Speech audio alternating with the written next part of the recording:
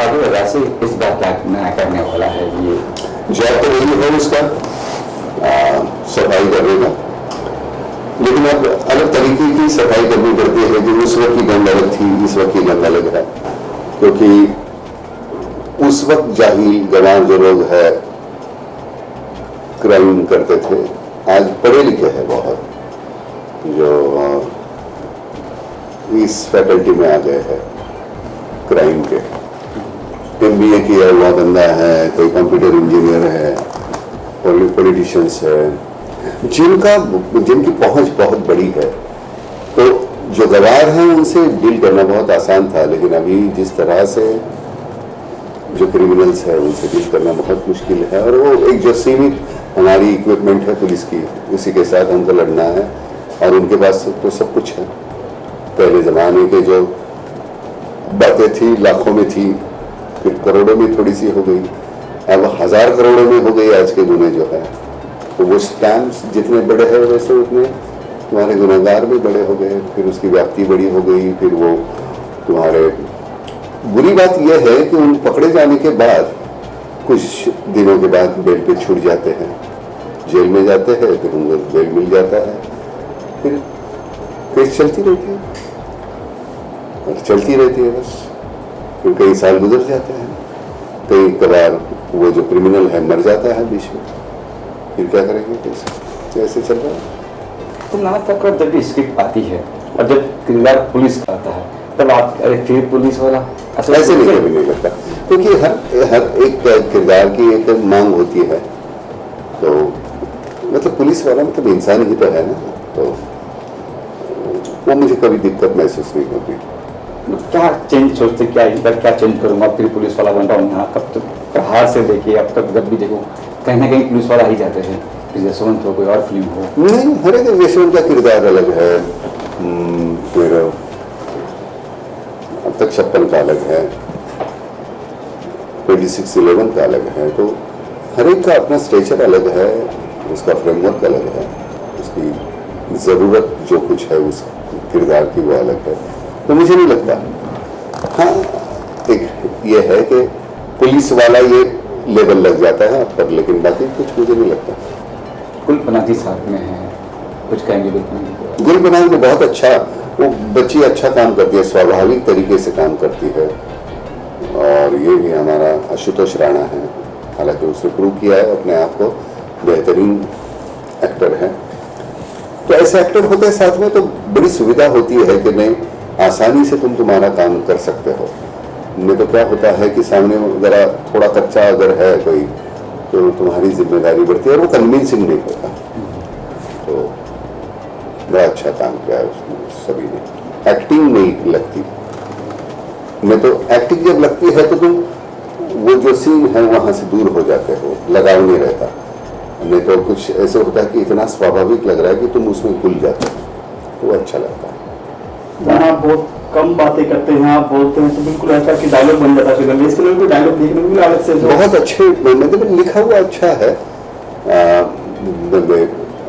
कुछ कई बार मैं कुछ लिख देता हूँ, लेकिन वो वही है कि कहता कि इसमें अगर वो बंदा कहता है कि भाई देखो, भगवान ने तुम्हारे शरीर में 9 छेद किए हैं, 2 कान के, 2 नाक के, 2 आँख के, 1 मुंह का, तो बाकी के 2 तू जानता है।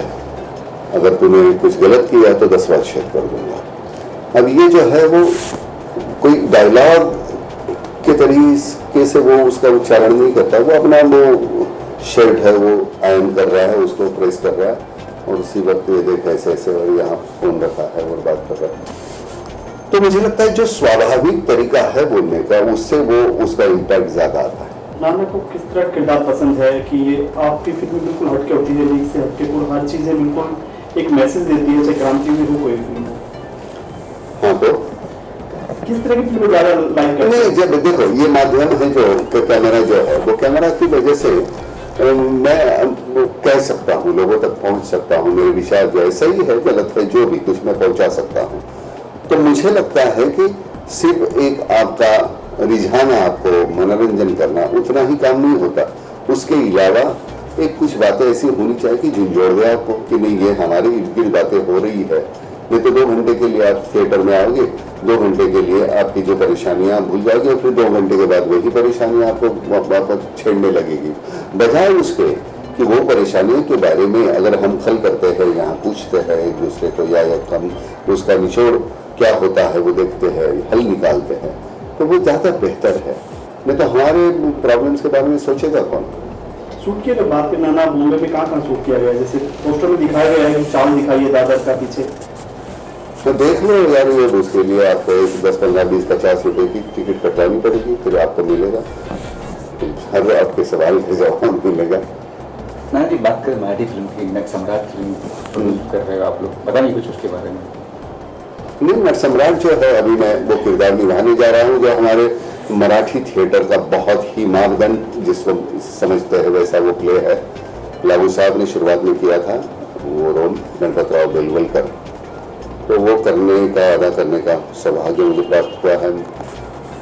महेश मांजरेकर डायरेक्ट कर रहा है इस फिल्म को, रीमा लागू, मैं, विक्रम गोखले, बहुत अच्छे कलाकार हैं सभी साथ में, तो बड़ा अच्छा लगता है। लेकिन बहुत तकलीफ देता है ये, इतनी तकलीफ देता है रोल, इमोशनल उसके अप डाउन्स बहुत तकलीफ तो होती है, लेकिन एक बार वो सिस्टम से निकल जाए तो अच्छा है, जितनी जल्दी हो सके उतने। फिर मैंने इमीडिएट वो दूसरी एक फिल्म मैंने साइन कर ली है, ताकि ये जो रोल है मेरे दिमाग से हट जाएगा। फिर वो सुधांशु झा की एक फिल्म है प्रतिबिंब, मैं और माही की, तो मई में मैं वो फिल्म शुरू करूँगा। अब अप्रैल में ये खत्म करूँगा मैं नट सम्राट। लेकिन अच्छा लगता है कि ऐसे बेहतरीन जो किरदार है करने का मौका मिलता है तुम्हें। तो अब ये पार्ट 2 है, तो पार्ट 2 में जानना चाहेंगे कि किस ट्रेलर तो काफ़ी अप्रिशिएट लग रहा है, काफ़ी मार-धाड़ लग रही है, काफ़ी फाइटिंग भी की है आपने, आपके किरदार के बारे में कुछ जानना चाहेंगे? नहीं, किरदार नहीं, अब ये जो कहानी है वो पहले ज़माने में जिस तरह की गुनाह होते हैं थे, तो वो जो अनपढ़ लोग हैं, गंवार है, वो क्रिमिनल्स होते थे। अब बहुत पढ़े लिखे लोग वो क्राइम फैकल्टी में आ गए हैं, तो जो क्राइम है वो बदल गया है, उसको टैकल करने के तरीके बदल गए हैं। पहले स्कैम होते थे 10, 12, 15 करोड़ के, अब 10,000, 15,000, 20,000 करोड़ के होते हैं। और बहुत ही शातिर लोग हैं ये जो अभी हमारे, तो पॉलिटिक्स के लोग आ गए उसमें, पढ़े लिखे आ गए, और ये जो हमारे पहले अब तक 56 के क्रिमिनल्स थे वो उनके सबॉर्डिनेट बन गए समझे कि नहीं। तो पूरा फॉर्मेट ही बदल गया है क्राइम का। और ये जो है अभी की जो फिल्म है वो उसकी पर्सनल ज़िंदगी से ज़्यादा जुड़ी हुई है। फिर ये बच्ची जो है वो मेरे पुराने दोस्त की बच्ची है। जब पहले तो मैं उससे बड़े जैसे हड़काता हूँ, चलो जाओ यहाँ से, क्या काम है तुम, और जब पता चलता है कि नहीं अरे मेरा वो जर्नलिस्ट दोस्त था उसकी बच्ची है, तो फिर रवैया ही बदल जाता है। तो एक दूसरे से जुड़े हुए कैरेक्टर है, ऐसे नहीं होता है एक बैटन है लेके हम जो रिले होती है वैसे है। कभी कभार ये दौड़ती है, कभी मैं दौड़ता हूँ, और अच्छी बुनी है। तुझे कैसे लगा काम करते हुए? जब मुझे, मैं इनको बता रही थी, जब मुझे पहले मालूम पड़ा कि मुझे अब तक 56 के सीक्वल में काम करने का मौका मिलेगा, तो मेरा पहला सवाल ये था कि इसेंशली इनकाउंटर स्क्वाड जिसके ऊपर फर्स्ट फिल्म बेस्ड थी, वो एक वेरी मेल डोमिनेटेड सिस्टम है। तो मैंने जब पूछा कि मेरा उसमें किरदार क्या होगा, तो मुझे उन्होंने बताया कि क्राइम रिपोर्टर, इन्वेस्टिगेटिव जर्नलिस्ट का किरदार है। और मुझे मालूम था कि आप इस फिल्म में हैं। तो जब मैंने ये 2 चीज़ें सुनी कि नाना पाटेकर के साथ काम करने का मौका मिलेगा और एक क्राइम रिपोर्टर का पार्ट प्ले करने का मौका मिलेगा जो मैंने अभी तक नहीं किया था, I was very excited and it's been a wonderful experience working with Nana. I think जिस एक्टर को बॉम्बे में, मुंबई में नाना पाटेकर के साथ काम करने का मौका मिलता है, वह मैं समझती हूँ बहुत ही खुशनसीब होते हैं। नहीं, मुझे अभी जब तेरे साथ काम करते हुए जो एक पर्टिकुलर प्रेस कॉन्फ्रेंस का जो एक सीन था जहाँ तुमको एक्सटेम्पोर बोलना था जी, एक जो पर्टिकुलर सीन था जहाँ डायलॉग इसको दिए नहीं गए थे, सिर्फ उसको इंस्टिगेट करते रहे, उकसाते रहे हम और सवाल करते रहे। जैसे विक्रम गोखले जी हैं उनको कहा गया और ये एक दूसरे को, वो सीन करते हुए तुझे कैसे लगा?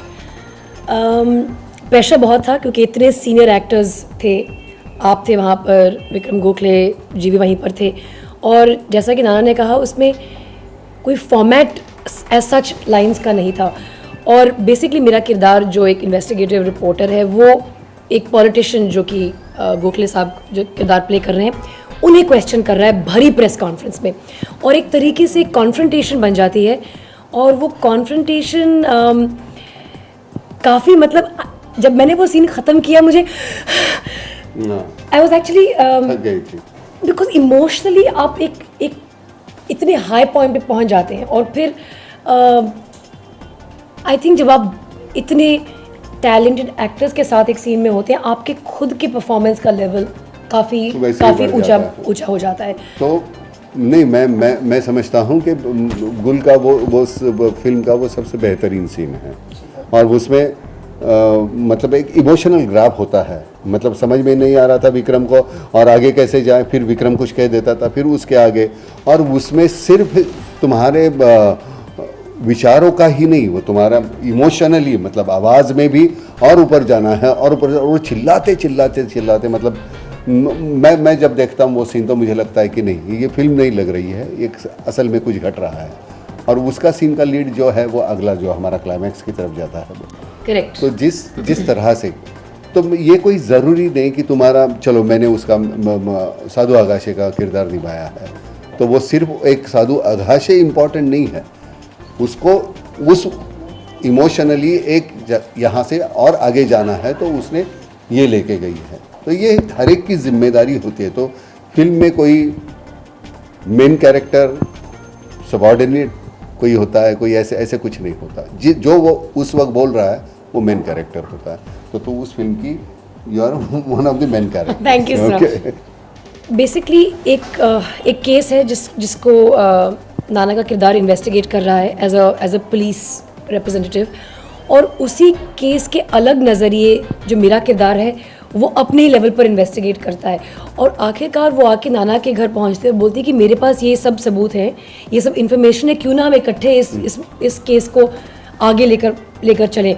और फिर किस तरह से जो नाना का किरदार है और जो मेरा किरदार है उनकी एक इमोशनल जर्नी सी शुरू होती है जिसमें काफ़ी हादसे घटते हैं आगे बढ़ते हुए।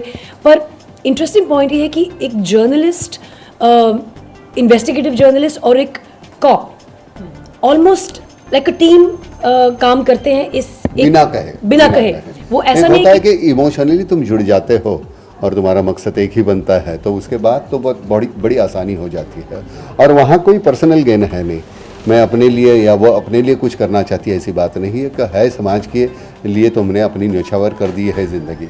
उसने अपने पिताजी गंवाए हैं, मैंने मेरी अपनी बीवी गंवाई है, तो बहुत कुछ हमारा पर्सनल लॉस बहुत है, और उस वक्त जाके हमें कुछ ऐसे कोई बंदा मिलता है या मुझे कोई बच्चे ऐसी मिलती है कि वो चाहती है कि मैं ये करूँ, मैं चाहता हूँ मैं भी वही करूँ, और साथ में मिलकर हमारा एक जर्नी शुरू हो जाता है कि वहाँ का उसका एक फिर एंड है, वो जाके आपको देखने को मिलेगा। तो मुझे लगता है कि वो जर्नी बहुत स्वाभाविक है, जैसे फिल्मों में होता है ना, इस सीन के बाद ये करेंगे फिर ये करेंगे फिर ये करेंगे, वो नहीं है, तो बहुत स्वाभाविक उसकी जर्नी है, तो वो देखने में बड़ा मज़ा आता है। गांधी जी के बारे में भी कुछ चर्चा की गई है तो हाँ, मतलब उसमें कहा है कि गांधी जी जब तक दीवार पर थे हमने हार पहनाए, नोट पर आ गए ना हमने जेब में डाल दिए, वही किया।